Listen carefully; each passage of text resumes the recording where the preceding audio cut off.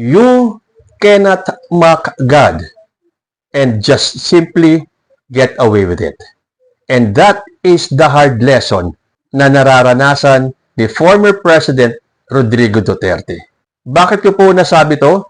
Dahil po sa pumasok na balita na ICC confirms all charges against former President Rodrigo Duterte. Dahil kung kahapon po, ang inilabas na desisyon ng ICC, hindi ginrant yung petition ng kampo ni Attorney Kaufman na wala daw jurisdiction ang ICC kay Rodrigo Duterte. At dahil ni-reject yung petition na yon, mas malamang na matuloy sa full trial itong kaso ni Digong. At ang sabi pa, magdi-decide ang ICC, baka abutin pa hanggang katapusan ng April. Pero anong nangyari? Kinabukasan lang, today, nag-issue na ng desisyon ng ICC at kinukumpirma ang mga charges laban kay Rodrigo Duterte. Ibig sabihin, this will go to a full trial. Karma? Yes, pero para sa akin. At para sa akin lang po. Hindi ko alam if you will agree with me or not, pero para sa akin lang po. Diyos po ang kumilos at pinatutunayan niya. God is faithful at hindi siya papayag na aalipustahin mo siya. You can never mock God. Pero paano yan? Inalipusta ni Rodrigo Duterte ang Diyos natin. Di ba ang sabi niya? Who is this stupid God? Bumuelta na po. It took some time for the hand of God na kumilos. But, tumatiming lang po ang ating Panginoon Diyos. And again, para sa akin, I may be wrong na hindi ko dapat haluan ng religious ek-ek itong political ek-ek na to. Pero para sa akin po talaga, diyan nagkamali si Rodrigo Duterte. Ang hinamak niya ang ating Panginoon Diyos. Lumusot pa nga siya. After a few days, sinabi niya na iba daw yung Diyos niya sa Diyos natin. Yun daw Diyos natin, stupido, yung kanyang Diyos, hindi. Sino pa kaya ang pinatutungkulan ni Rodrigo Duterte na Diyos niya? Si Kibuloy? Hindi ba't inako na ni Kibuloy na siya si Jesus? Na siya ang anak ng Diyos? Na siya at ang Diyos ay iisa? At hindi tayo makakarating sa Diyos kung hindi dadaan kay Kibuloy. Well, siguro ito na yung chance para makarating si Digong sa Diyos niya, hindi po sa Diyos natin, kailangan niyang dumaan kay Kibuloy. Pero bakit kaya hindi ginamit ni Kibuloy yung kanyang powers? Ipa-stop itong ICC. Sa bagay, kung yung impeachment ni Sara Duterte hindi napahinto ni Kibuloy, ito pa kayang ICC. But, kidding aside, para sa akin, ito na po ang ganti. Gumaganti ba ang ating Diyos? Siguro may ilang pagkakataon tulad nito. Hamakin mo ba naman yung lumalang sa'yo? Siya ang gumawa sa atin. We are mere creations of God. And then sasabihin mong stupido siya? Unless iba nga yung Diyos ni Digong. Hindi naman kaya yung presidente ng impyerno ang pinatutungkulan ni Digong na Diyos niya? Kasi wala akong ibang maisip na Diyos eh. Dahil para sa akin, iisa ang Diyos natin. Anyway, kung iba ang Diyos ni Rodrigo Duterte, nagkamali siya. Dahil ang hinamak niyang Diyos ay ang Diyos na tunay. Bigla kong naalala yung mga nababasa ko nung araw at ngayon madali nang hanapin yan, i-search nyo lang sa Google at lalabas na doon yung ilan mga personalidad at mga taong humamak sa ating Diyos. So I will read some of them. Ito yung mga sikat, yung mga popular, yung mga may posisyon na humamak sa ating Panginoon Diyos. Sabi po rito, people who mocked God. Based on various religious, historical, and anecdotal accounts, several individuals are often cited as having mocked God, Christianity, or divine authority, frequently followed by narratives of tragic, sudden, or ironic ends. These examples are often used to illustrate the biblical principle that God is not mocked. At yan po ay mababasa sa libro ng Galatians, chapter 6, verse 7. At nandito po ang ilan sa mga historical and famous figures often cited as people who mocked God. First, John Lennon. In 1966, he stated that the Beatles were more popular than Jesus and predicted Christianity would vanish. He was shot and killed in 1980. Sabihin mo ba naman na mas popular ka kaysa kay Jesus? Samantalang ang iyong kasikatan ay nanggaling sa ating Diyos. Alam po natin ang nangyari kay John Lennon. Nabaril po siya noong 1980. Next, we have Voltaire, the French philosopher and critic of the Catholic Church, allegedly declared that within 20 years, Christianity would be abolished. Reports indicate he died in great fear and agony, and his home was later used by the Geneva Bible Society to print Bibles. Uy, nasabi ni Voltaire that within 20 years, Christianity would be abolished. Sounds familiar? Noong February 25, 2019, ito ang statement ni then-President Rodrigo Duterte. Itong Katoliko na ito will disappear in almost 25 years. Wala na yan.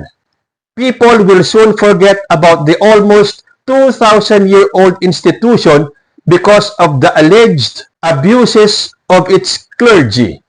So, yung pong simbahang Katoliko, nakatayo pa. Pero si Digong kaya, ilang taon na lang ang itatayo. Sumunod, si Thomas Paine, author of The Age of Reason, which attacked the Bible and Christianity. He reportedly died abandoned, poor, and alone, with reports of screaming for help in his final moments. At hindi po natin maitatanggi na sa edad ni former President, siya po ay nasa kanyang final moments na. At tulad ni Thomas Paine, siya ngayon ay tila abandoned. Although napapasyalan siya ng kanyang mga anak, pero mas marami yung time na nag-iisa na siya. Poor, sabi dito. Sa sitwasyon ni Digong, kahit na pagkayaman-yaman niya, bilyonaryo silang pamilya, he will die poor. And ang pinakamasakit dito, alone. Huwag na lang sanang sumigaw or scream for help in his final moments. Next, we have Marilyn Monroe, reportedly told evangelist Billy Graham, "I don't need your Jesus." She died shortly afterward from an overdose. Sa tinuran ni Digong that God is stupid at mawawala na ang Catholicism in 25 years, hindi ba parang sinabi niyang hindi niya kailangan si Jesus? We also have Tancredo Neves, a Brazilian politician who claimed that if he received 500,000 votes, not even God could remove him from the presidency. He died a day before taking office. Uy, ang saklap nun. Pero ano ba naman kasi ang sinabi niyang panghahamak sa Diyos? Kapag siya daw ay nakatanggap ng 500,000 votes, which I think nakuha niya, kahit na daw ang Diyos, hindi siya maaalis from the presidency. Namatay siya isang araw bago manumpa. Tragic naman nun. Si J. Bruce Ismay, the owner of the Titanic, who reportedly boasted that not even God can sink this ship. The ship sank on its maiden voyage. Nako, kinikilabutan naman ako sa mga binabasa ko. Kasi in one way or the other, parang may kaugnayan kay Digong eh. Itong sinabing that not even God can sink this ship. I-rephrase ko, not even God can sink the Dutertes. Look at them now. Sumunod, si Adolf Hitler. He rejected Christian teachings and promoted a twisted ideology, later dying by suicide as his regime collapsed. O ano ba ang itinuturo ni Rodrigo Duterte? Kinwestiyon niya ang creation, si Adam at si Eva? Kinwestiyon niya yung Last Supper? Sinabi niyang mawawala ang Catholic Church in 25 years? At ang pinakamabigat niya, calling God stupid? Next, we have Joseph Stalin, a militant atheist who sought to eliminate religion in the Soviet Union. Reports suggest he died in terror. Nako, simba ko. Wag naman sanang ganyan mangyari kay Digong. dying in terror? Isipin din naman natin, nag-iisa si Rodrigo Duterte sa dahig. At kung totoo yung sinasabi ng mga kamag-anak na siya ay frail and sickly, wag naman sanang umabot sa ganito.